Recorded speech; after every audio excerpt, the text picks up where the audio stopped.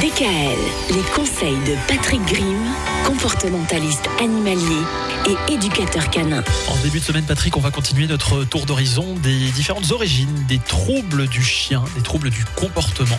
Et notamment, l'une des origines de ces troubles, c'est ce qu'on appelle la mauvaise hiérarchisation. Qu'est-ce que c'est ça ?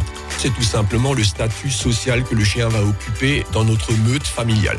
Donc dans la meute familiale, il y a forcément un chef, un sous-chef, etc. Alors justement, dans une famille nombreuse, est-ce qu'il y en a toujours qu'un référent ou il peut y en avoir plusieurs ? Non, tous les humains, logiquement, devraient être au-dessus du chien, déjà hiérarchiquement. Parce qu'à partir du moment où le chien se sent supérieur à l'humain, il peut très bien ne plus accepter d'ordre venant de la part de cet humain.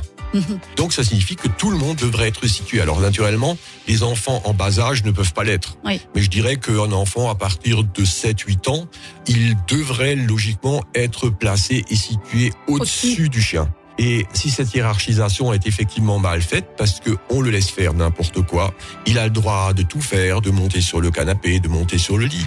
Alors, sur le principe lui-même, j'ai pas de problème, mais si je m'approche du canapé ou si je lui demande au chien de descendre du canapé à ce moment-là, et qu'il n'obtempère pas, ça signifie que le chien, il a déjà pris du pouvoir.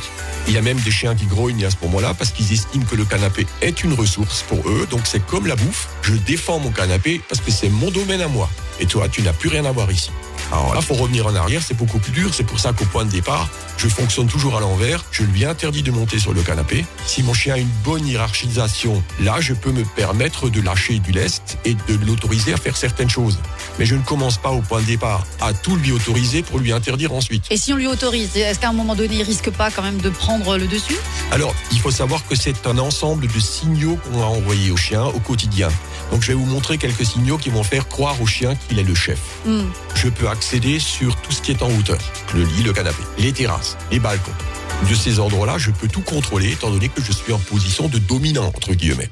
Le chien que vous laissez sortir, par exemple, en premier, de votre appartement ou de votre maison. Celui qui sort en premier est normalement le chef de meute. Déjà au quotidien, vous voyez, ce sont deux petits trucs qui ont l'air de rien du tout. Oui, c'est vrai qu'on fait pas forcément attention. On fait pas attention à ça. Et le chien, lui, va l'interpréter d'une certaine façon. Le chien qui se laisse dominer facilement, vous pouvez faire toutes ces erreurs-là, mais avec un chien qui a un fort caractère, souvent on entend le mot dominant. Un chien dominant chez les uns, qui, sorti de ce milieu-là et mis dans un autre milieu, ne l'est pas du tout. D'accord. Il y a encore d'autres origines aux troubles de comportement des chiens et on en abordera au moins une demain. DKL. Retrouvez l'ensemble des conseils de DKL sur notre site internet et l'ensemble des plateformes de podcast.